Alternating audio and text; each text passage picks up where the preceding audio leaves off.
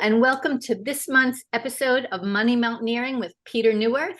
We are talking to Ken Steiner about how much can I afford to spend in retirement. Before I kick it over to Pete, I want to let you know that Ken is a fellow of the Society of Actuaries. He's currently retired and continues to advocate for the use of basic actuarial and financial economic principles to help mostly retired or near retired people make better financial decisions. He has been determining reasonable spending budgets discussed on his website for more than a decade. For those, go to howmuchcaniaffordtospendinretirement.blogspot.com. And we promise we will put that all over the place so you can just click on the link. So I'm going to throw it over to you, Pete. Take it away. Well, thanks a lot, Hope. And Ken, I'm so happy you agreed to come in and talk to me about a subject that you've been on top of for far longer than I have, and in some ways have been an inspiration to me as I've looked at retirement income strategies and trying to help people navigate and spend appropriately and live on their assets for the rest of their life. And just by way of background, because you don't publicize your bio so broadly, Ken, I know you were really the chief research actuary at one of the firms I worked for, and we worked together on and off since 1996 until you retired, I guess in what was it, 2010, something like that? Beginning of 2010, right? Right. And since then, you have continued to be an actuary, which I think is, I always say, once an actuary, always an actuary. And what was really pretty remarkable to me is that in 2015, you jumped on the decumulation problem way before most of us recognized that it was a gnarly problem indeed. This idea of how can, in a defined contribution world, how can I live on the assets I've accumulated for the rest of my life? And I guess you sort of broke the news to the world that maybe you ought to be looking at that as an actuary looks at it back in 2015. So can you talk a little bit about that article that you produced you wrote in 2015 and what your whole perspective was? Well, when I retired in 2010, I like many actuaries, pension actuaries like you and I are, decided that I looked around and I read a lot about the 4% rule and a lot of strategies that were being put out there. And I said, this is really it seems to me as a pension actuary, very similar to what I did as a pension actuary, and something that was kind of the decumulation problem was an actuarial problem that kind of screamed out for an actuarial solution. And so when I retired, I started this blog, and a lot of my research, it was fun. I'm retired. I'm mostly retired. I'm not really a practicing actuary, and I don't do this blog for any monetary profit. I do it like many retirees do things to keep themselves busy. So I play bridge and I play tennis and I try to keep my physical in shape. But every now and then I get excited about what I read in the financial media. And so I started doing this blog and I discovered advisor perspectives. And I said, really, this is something, the actuarial process and basic actuarial principles can be used in financing personal retirement plans. And in that article in 2015, I encouraged advisors to think like an actuary employ basic actuarial principles. Yeah, in fact, I mean, one of the lines that stuck with me in that article was, think like an actuary and become a better advisor. And so much, I agree with you that so much of the world was thinking about retirement income in the context of investment advisors. And that's who, I mean, you know, Advisor Perspectives was largely investment advisors. It still is. Right. It still is. It's true. Although there's now a few actuaries like us that haunt, and occasionally Bob, I'm sure, allows us to, you know, put our perspectives on there, which I appreciate. But it was the 4% rule that came from the investment world, and it was all about investment technology and looking at assets. And actually, when you get to retirement, it's really more about the liabilities, isn't it? But yeah, I mean, you're exactly right. I think it was a very famous actuary named Pete Neuwirth who said that this is all about comparing assets and liabilities and cash flow in an uncertain economic environment. And so I agree. That's what we actuaries do.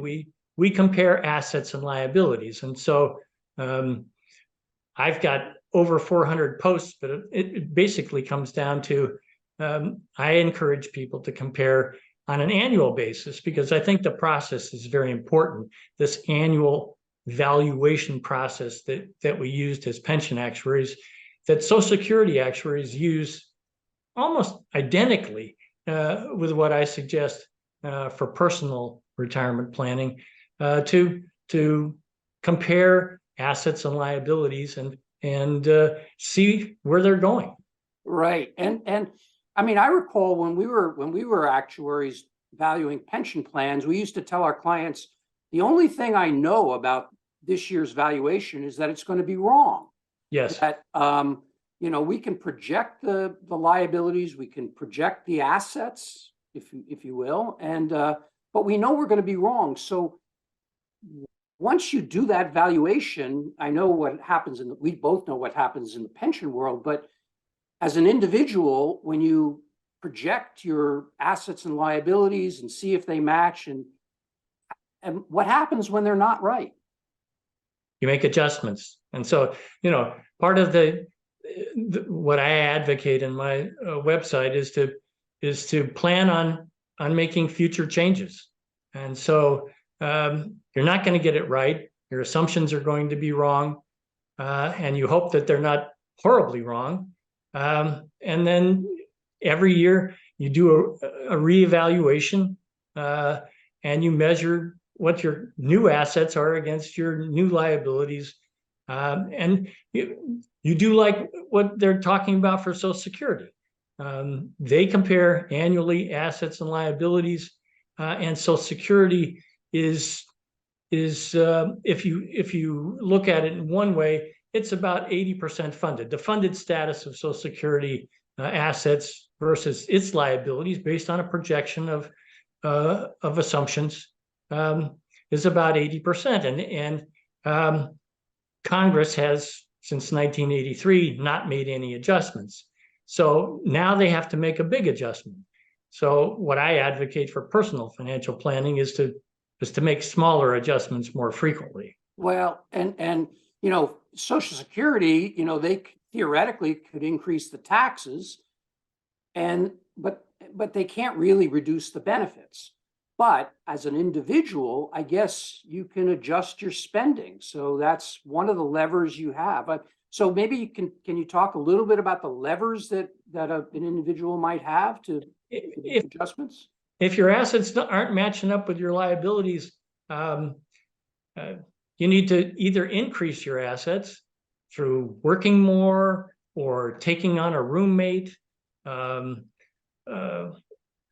or restructuring your investments and deferring Social Security, which may strengthen your assets, the commencement of Social Security, or you can decrease your spending.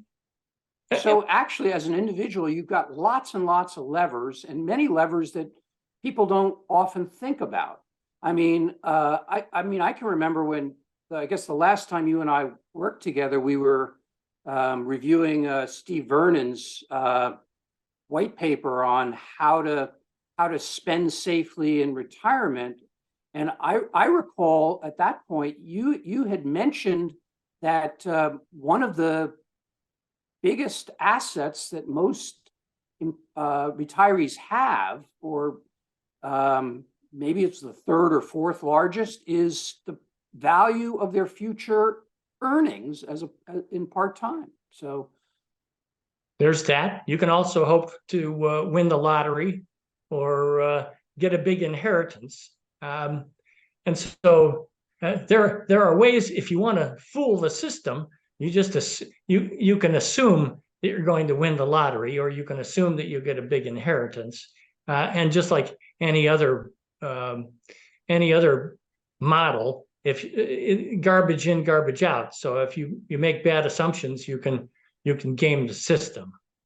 well, I mean, that really is essentially one of the key roles that we play as an actuary is choosing assumptions. And so, I mean, you don't have to sell me, and I've sold as many people as I can find on the notion that the actuarial perspective is the right way to look at retirement income strategies. But well, sorry, Pete. You and I are of like minds on that. But just like with many other things in this world, not everybody thinks the same way we do. I guess that's true. I guess that's true. But what I was getting at was, what I was going to get to is, how does an individual who's not an actuary make those kind of assumptions? Well, that's a good question. I mean, I think that it's not all science. There's a lot of art involved, so it's a mix of art and science. I try to help people with my actual financial planner model by giving them default options that they can change if they want. And the default assumptions relate to discount rates for non-risky investments, discount rates for risky investments, which many people have expectations that risky investments will yield higher returns, lifetime planning periods and inflation, as well as, if you're married, what percentage of spending do you think, what the percentage of spending will drop to on the first death within the family? So in terms of how long you're going to live, how should someone think about that? Well, the common strategy, or what academics recommend, is to plan long. And so the default option in the actual financial planner that I advocate, simplistically, is about life expectancy for a healthy individual plus 5 or 6 years. Technically, I use the actuarial longevity illustrator and use the 25% probability for someone who's a non-smoker in excellent health. And it works out to be about 5 or 6 years more than the life expectancy of a non-smoker in excellent health. Well, I mean, I think you've also implicitly kind of underlined another principle of actuarial work and the actuarial perspective, which is to be conservative. I mean, to make sure, because you don't want unpleasant surprises, and so I hear you on that. Now, I imagine a lot of people are probably thinking, well, this is all well and good, but it doesn't sound so practical. And what kind of tools do I have? So can you talk a little bit about the tools you have on your website and how people can use them and where they are and how they can get the primary tool for someone who's retired or near retirement is the actual financial planner. And we have a separate one for single individuals and one for married couples. And it's really, it's not that complicated or scary. It does involve actual present values, but the present values are calculated in the program, and you're generally not asked to calculate your own present values because I understand that's a problem for many people. So that's the primary tool. It requires you to input your demographics, your asset information, and your desired spending levels in terms of essential spending, recurring spending, non-recurring spending, and discretionary spending. Because I think it's important to make a distinction between discretionary spending and essential spending in your planning. And then the output of the program is simply an actual balance sheet that shows your assets separated into those categories and your liabilities, at which point you can compare floor portfolio or your portfolio of non-risky assets compares with your essential expenses, and how your upside portfolio or the portfolio of risky assets funds your discretionary expenses. So it almost sounds like you're using what I've heard of referred to as the bucket approach. And is that, I mean, is there a difference between what you're suggesting and what many advisors are out there talking about, the 2 or 3 bucket approach? Well, there's all kinds of different bucket approaches. Bucket approaches can involve funding for the next 5 years or periods after 5 years. So it is essentially a bucket approach, or a 2-bucket approach. One of the buckets being the floor portfolio to fund your essential expenses, and the upside portfolio to fund your discretionary expenses. So are you actually suggesting that people break their assets, and are you suggesting that people invest their assets in different ways, or is that? Yes. I think one of the biggest issues in retirement planning is how much of my assets should be in non-risky assets and how much of my assets should be in risky assets. And I should be comfortable with that. But the website strongly encourages you to do this matching of non-risky investments and essential expense spending. Okay, so fundamentally, if I'm thinking about this as a kind of a cash flow matching problem, I got to make sure that I've got assets whose present value, whose future cash flow will match what I need, is not very risky at all, and will match what I know I'm going to have to spend. And then what I would like to spend, I can put into a riskier portfolio. Exactly. Okay. I couldn't have expressed it better, and in fact, I didn't. Well, so if the people that are out there are working with a financial planner, I mean, what would you recommend? That they ask their financial planner to help them fill in your, download your tool and fill it in, or is it? I mean, do you? What I would really recommend is that people play with the tool and get comfortable with the tool on their own, and use it as a check against what they're getting from their financial advisor. Right. And if it comes out significantly different, which I hope it wouldn't, then bring it up with the financial advisor and have the financial advisor convince them that this Ken Steiner is an idiot. Now, I hesitate to ask this, but you're just giving away this for free for anybody that wants it. Are you also available if people have questions? And Oh, sure. Yeah. all they have to do is write the website, and I will respond to them. Wow.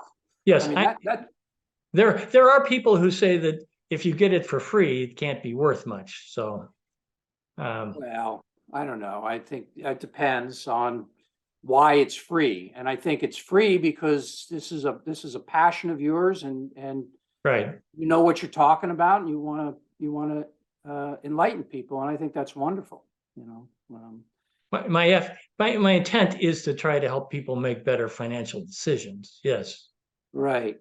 So I guess I just can't let you go without asking about one of my, and I, you know, we had this little interaction before the thing, because you know, present value is probably the one thing that separates actuaries from, I mean, people talk about discounted value and so forth, but present value has a very specific and special meaning to actuaries. And we live in present value. And as I say, I had one of the keys to that present value calculation is what kind of discount rate you use to value, to bring back what happens in the future to the value today. And everybody has a different way of valuing the future and the present. Some people live for today, some people live for tomorrow, some people don't even think about it. So where are you on the whole, how do you choose a discount rate? Well, in terms of funding your the household essential expenses, I'm fairly committed to some kind of a discount rate that is comparable to what you'd have to pay to defease that liability. So what you'd have to pay an insurance company to fund your essential expense liabilities.